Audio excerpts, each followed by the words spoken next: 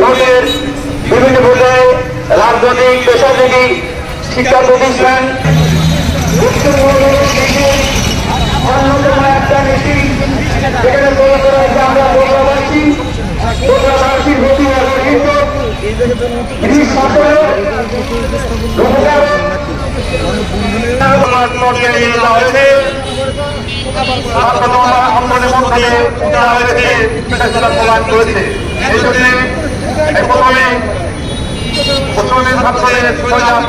কামনা করছে একই সঙ্গে কামনা করছি। আজকে আমরা খেয়াল করছি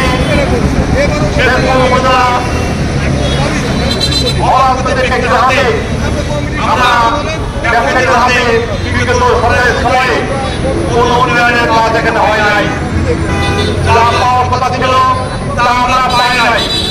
অতীত লোকের সঙ্গে আমরা বলতে চাই শেরপুর উপজেলা শুধুমাত্র একটি উপজেলা নয়, এই উপজেলায় প্রায় 5 লক্ষ লোক বসবাস, আশপাশের কয়েকটি উপজেলা মিলে 10 লক্ষ লোকের আনাগোনা।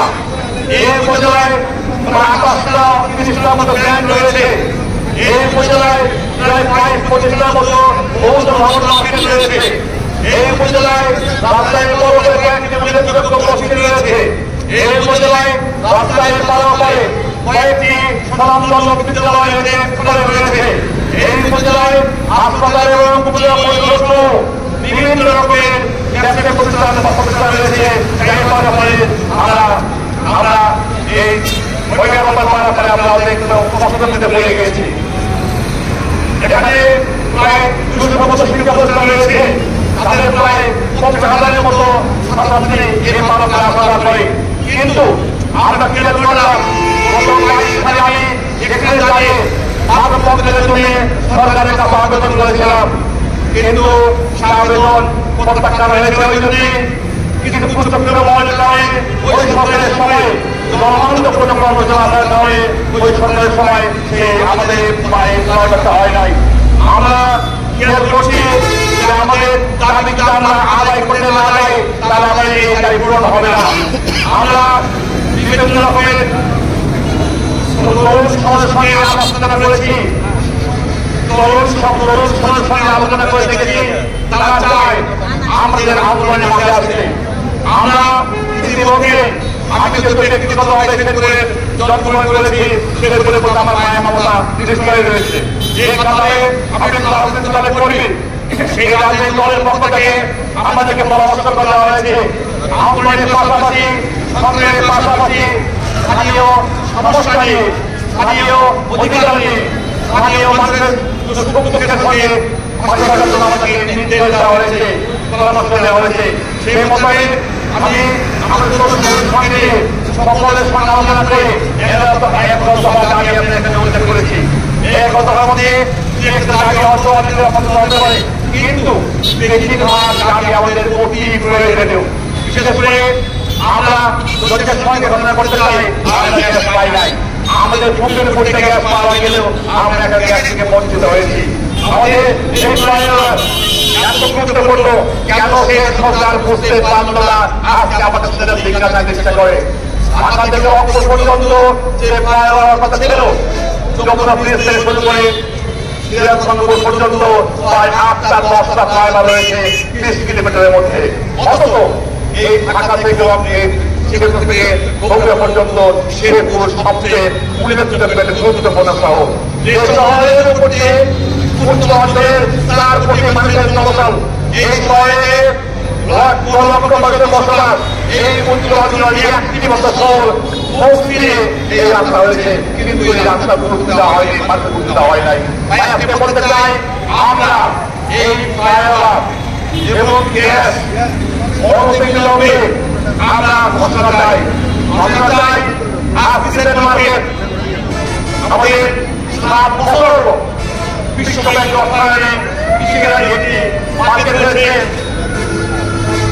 সেই মার্কেটে আজ পর্যন্ত টাকা দেওয়া হয় নাই।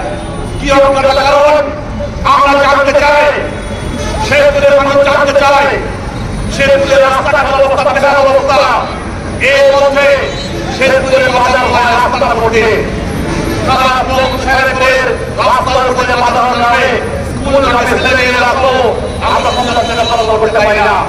এই মার্কেট কিচেন মার্কেট সিস্টেমের অর্থায়নে পুরস্কার 7 বছর হলো কারাবদ্ধ অবস্থায় রয়েছে, সম্পূর্ণ রয়েছে। কোন কারণে সেটি ভালো হয় না, কি তার কারণ আমরা ব্যাখ্যা চাই। মাননীয় পৌরসভা দায়িত্বে দেওয়া হয়েছে এবং সরকারের কাছে আমরা জানাতে বলতে চাই, আমরা জানি একই সঙ্গে আমরা জানতে চাই কেন মার্কেট খোলা হচ্ছে না, এর ভিতরে রহস্য কি সেটা পাশে জানতে চাই। আমরা আজকের মেয়াদ থেকে বলছি আগামী 1 মাসের মধ্যে যারা ওখানে ছিল সরকারি মাংস মুরগি মাছ যারা বিক্রি করতো, যারা অবস্থান ছিল তাদেরকে উৎখাত করে দিয়ে সেটা মার্কেট করা হলো, সেখানে কেন তারা জায়গা পাইল না?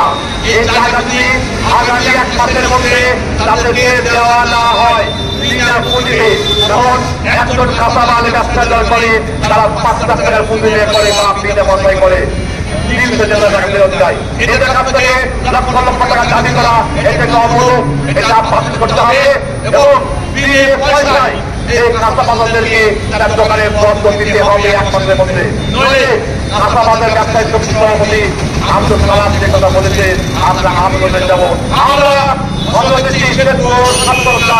পক্ষ থেকে আমরা সর্বস্তরের মানুষকে নিয়ে আমরা তাদের পক্ষে দাঁড়াবো, তাদের পক্ষে দাঁড়াবো, তাদের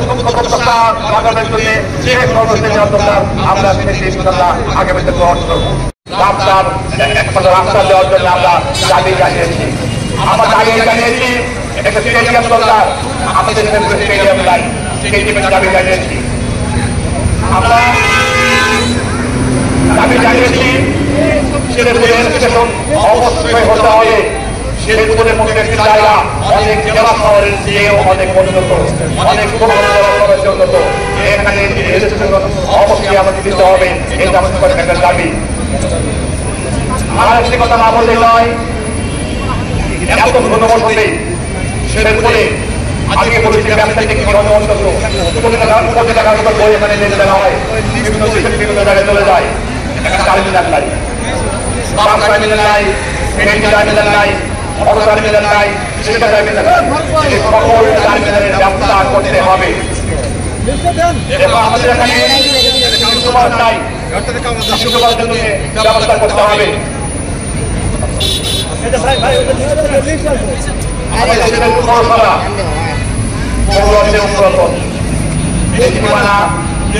হয়ে গেল হচ্ছে না, আমরা চাই শেরপুর সীমানাকে বৃদ্ধি করে মহিপুর বাগড়াতলা যোগবর্তলা অনেকে মাত্র এটা করা হোক। ফুলদের ব্রিজ, সাগর ব্রিজ, ফুলদের ব্রিজকে কাজ করা হোক। আর সর্বস্তরের শেরপুর বাড়ি থেকে আগে আহ্বান জানাতে চাই, আমরা মনে করতে পারি নাই, আগামীতে করতে চাই। আপনারা আমাকে সহযোগিতা করেন, আপনারা আমাকে দোয়া করেন, আগামী দিনেও শেরপুরের মানুষের জন্য, মানুষের জন্য আমরা কাজ করতে পারি, আমরা সবাইকে